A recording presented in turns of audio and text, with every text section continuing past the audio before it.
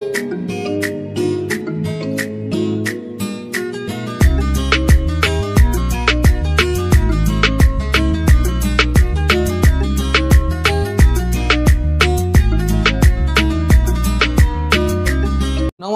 Welcome to astro control. आजकेर विषयटा hello वृश्चिक राशिर जोन्नो और विषयटा हलो तोमादेर राशिपति मंगलदेव 30 जुलाई वृष राशिते थाकाकालीन नक्षत्र चेंज करे रोहिणीते जाबेन एबं सेई दिन आरेकटी घटना घटबे, सेटा हलो चंद्र तोमादेर नवमपति भाग्यपति सेदिन जाबे वृष राशिते रोहिणी नक्षत्रे, अर्थात सप्तम भावे बा केंद्रस्थाने दुटो ग्रहेर एकई नक्षत्रे सञ्चार। এই ঘটনাটা একসঙ্গে ঘটবে, যুগপথভাবে ঘটবে, একই দিনে ঘটবে এবং বারটা হবে মঙ্গলবার। এই বারের যে ফেভার সেটাও পাবে। দুটো গ্রহ একসঙ্গে একই নক্ষত্রে থাকার দরুন দুটো গ্রহই বলবান হবে। আরেকটা কথা হলো যে গুরুদেব তাদের সঙ্গে থাকবে, একসঙ্গে ত্রিগ্রহী যোগ তৈরি হবে।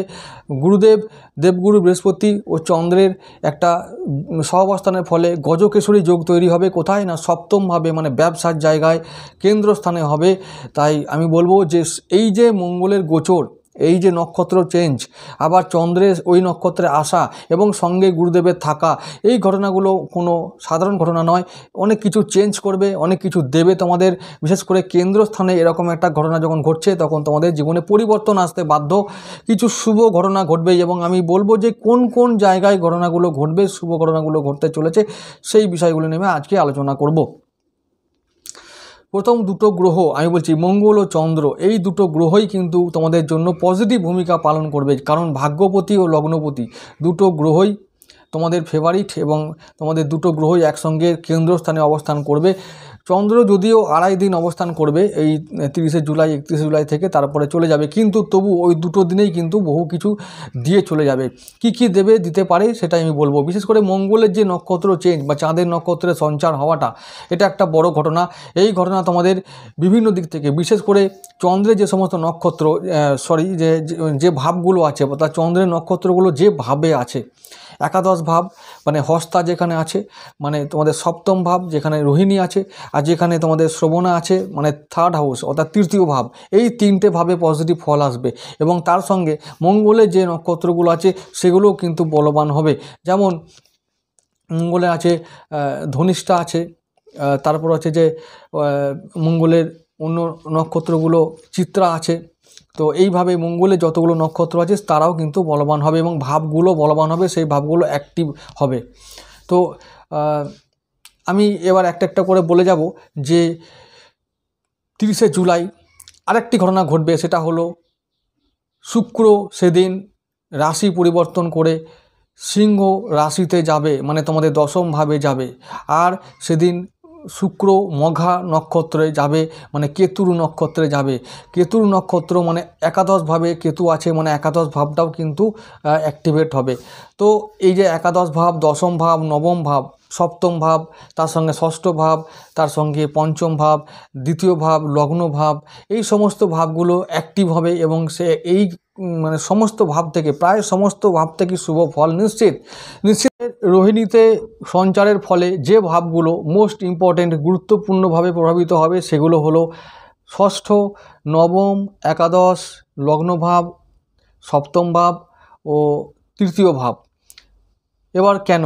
কারণ সপ্তম ভাবে আছে চন্দ্রের নক্ষত্র রোহিণী, নবম ভাব চন্দ্রের নিজের ঘর মানে ভাগ্যভাব তোমাদের, তাই ওই ঘরটা প্রভাবিত হবে।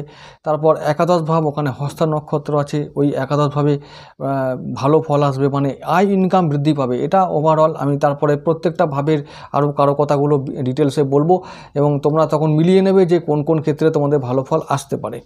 তাহলে লগ্ন ভাব, তৃতীয় ভাব মানে ভাই বোন আত্মীয় স্বজনদের ভাব, যোগাযোগের ভাব, নিজের প্রচেষ্টার ভাব। তো এই চেষ্টার মাধ্যমে ভাগ্য পরিবর্তন এই সুযোগ আসছে, তাই চেষ্টার মাধ্যমে আমরা ভাগ্য পরিবর্তন করব এবং ইনকামে বৃদ্ধি করব এবং তার ফলে ঋণ শোধ করব। মঙ্গলের নিজের ঘর বললাম, ষষ্ঠ ভাবটাও অ্যাক্টিভেট হবে, তাই মঙ্গল নিজের ভাবকেও প্রভাবিত করবে, অর্থাৎ ষষ্ঠ ভাব মেষ রাশিকেও প্রভাবিত করবে, ভালো ফল আনবে, পজিটিভ ফল আনবে। তাই বলছি যে এই যে মঙ্গলের রোহিণীতে সঞ্চার, এটা তোমাদের জন্য পজিটিভ একটা এফেক্ট আনবে, ফল আনবে, পজিটিভ পরিবর্তন আনবে, জীবনে অনেক কিছুই পরিবর্তন করবে এই মঙ্গলের এই যে সঞ্চার, চাঁদের নক্ষত্রের সঞ্চারটা। এবারে বলবো যে প্রথম আমি শুরু করব সপ্তম ভাব থেকে। সপ্তম ভাবটা হলো পার্টনারের ভাব, দাম্পত্য সম্পর্কের ভাব। এছাড়া আরও আমরা অনেক কিছু দেখতে পারি এই ভাব থেকে। যেহেতু চন্দ্র মঙ্গল দুটো দিন এখানে থাকবে এবং চন্দ্রের সঙ্গে গুরুদেব থাকবে, সপ্তম ভাব কেন্দ্র ভাব, খুব ইম্পর্ট্যান্ট একটা ভাব। তাই এই ভাবটা আমাদেরকে কী কী দিতে পারে আমরা সেটা বিচার করব। জীবনসাথী, এই ভাব থেকে আমরা দেখি জীবনসাথী, তার ব্যক্তিত্ব, বয়স, তার স্বভাব, কাম, আনন্দ, দাম্পত্য প্রীতি, বিচ্ছেদ, অংশীদার মানে অংশীদারি সম্পর্ক, মানে পার্টনারশিপ সম্পর্ক যাকে বলা হয়।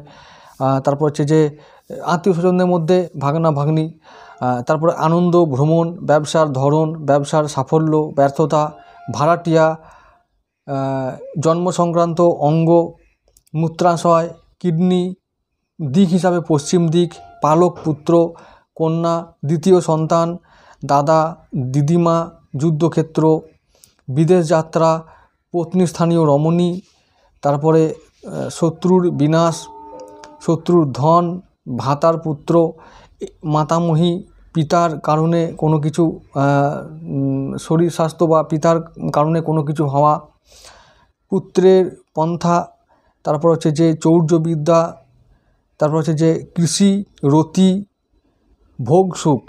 তাহলে এই এতগুলো কারকতা সপ্তম ভাব থেকে আমরা পাবো। আমি একটা এক্সাম্পল দিচ্ছি। আমি বললাম যে সপ্তমভাবে দুটো গ্রহ একসঙ্গে এসেছে এবং আরেকটা কথা, 3টে গ্রহ যোগ তৈরি করবে মাত্র 2 দিনের জন্য। আরেকটা কথা যে দুটো গ্রহ একই নক্ষত্রে অবস্থান করছে। তো এই যে কেন্দ্রস্থানে অবস্থান করা, সপ্তম ভাবকে এফেক্টেড করা বা কোনোভাবে ইনফ্লুয়েন্স করা, এর কারণে সপ্তমভাবে আমরা পজিটিভ ফল পাবো। কোন কোন দিক থেকে পজিটিভ ফল পেতে পারি সেটাই এবার আমি বলতে চাইছি। যেমন ধরা যাক ব্যবসার ধরন, ব্যবসায় সাফল্য বা ব্যর্থতা, এইটা আমরা বিচার করব প্রথমে। যে আমরা ব্যবসার স্থানে একটা বড় 3টে গ্রহ এসেছে পজিটিভ, আমাদের মিত্র গ্রহগুলো এক জায়গায় হয়েছে, তাহলে আমরা কি ব্যবসায় সাফল্য লাভ করতে পারবো, এই ব্যাপারটা আমি বিচার করব। কীরকমভাবে? যেমন ধরা যাক যে কোনো একটি প্রথমত যে ব্যবসার যে অধিপতি, ওই যে বৃষরাশির অধিপতি শুক্র, ও হলো সপ্তমপতি, অর্থাৎ ও মালিক আমার ব্যবসাটা ভালো হবে কি না হবে সেটা বিচার করার, মানে সে তার ভালো মন্দের ওপর ডিপেন্ড করবে আমার ব্যবসার ভালো মন্দ।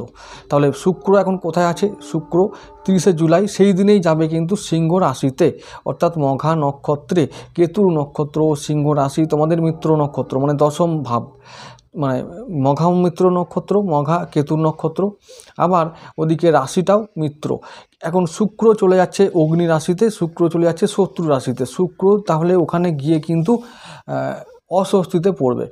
এখন অস্বস্তিতে পড়লেও শুক্র কিন্তু শত্রুর ঘরে থাকছে এবং ওখানে কন্ট্রোলে থাকবে, মঙ্গলের চতুর্থ দৃষ্টির মধ্যে আবদ্ধ থাকবে। তাই মঙ্গল কিন্তু শুক্রকে কন্ট্রোল করার চেষ্টা করবে, কারণ মঙ্গল নিজের ঘরে আছে, মানে শুক্রের ঘরে আছে, গুরুদেবের সঙ্গে চন্দ্রের সঙ্গে অবস্থান করে বলবান অবস্থায় আছে। তো এই যে শুক্র শত্রুর ঘরে অবস্থান করলেও অস্বস্তিতে আছে, মানে সে কমফোর্টেবল অবস্থায় নেই।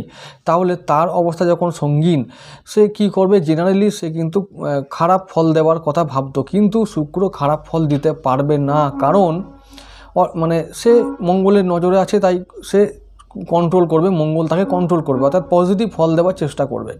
তাহলে কি হবে? ব্যবসাটা আমি বলতে পারি যে শুক্র যতদিন ওখানে থাকবে এবং মঙ্গল যতদিন ওখানে থাকবে, মানে সপ্তমভাবে থাকবে, ততদিন পর্যন্ত ব্যবসায় ভালো ফল আমরা আশা করতে পারি।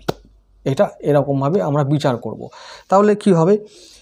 এই যে কয়েকটা দিন যতদিন থাকবে শুক্র ওখানে মানে সিংহে, আর ওদিকে মঙ্গল থাকবে সপ্তমে অর্থাৎ বৃষ রাশিতে, তাহলে আমরা বুঝবো যে ব্যবসা ভালো হলো। ব্যবসা ভালো হলে কর্ম ভালো হবে, কারণ শুক্র কর্মস্থানে আছে, তো কর্ম ভালো হবে।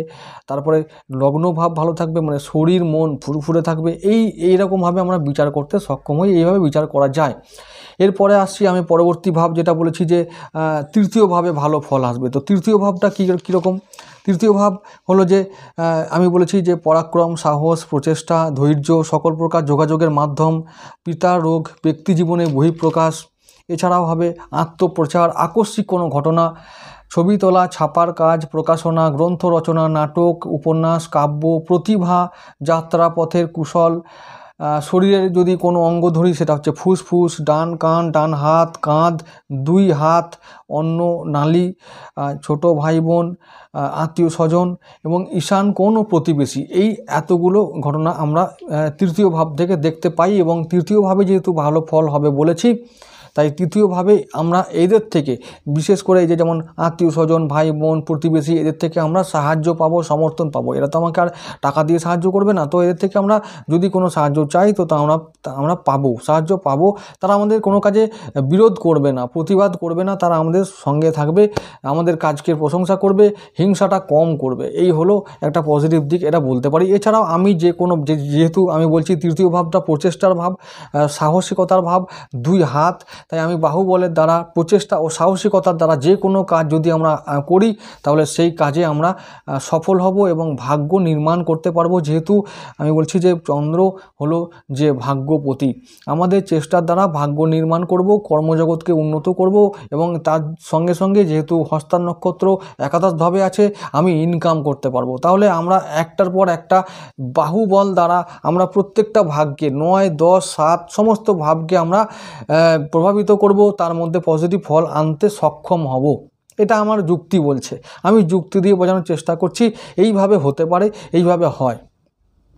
এখন কেউ যদি বলে আমি বসে আছি, আমার কিছু হচ্ছে না, কি করব, সেটা কারোরই কিছু করার নেই।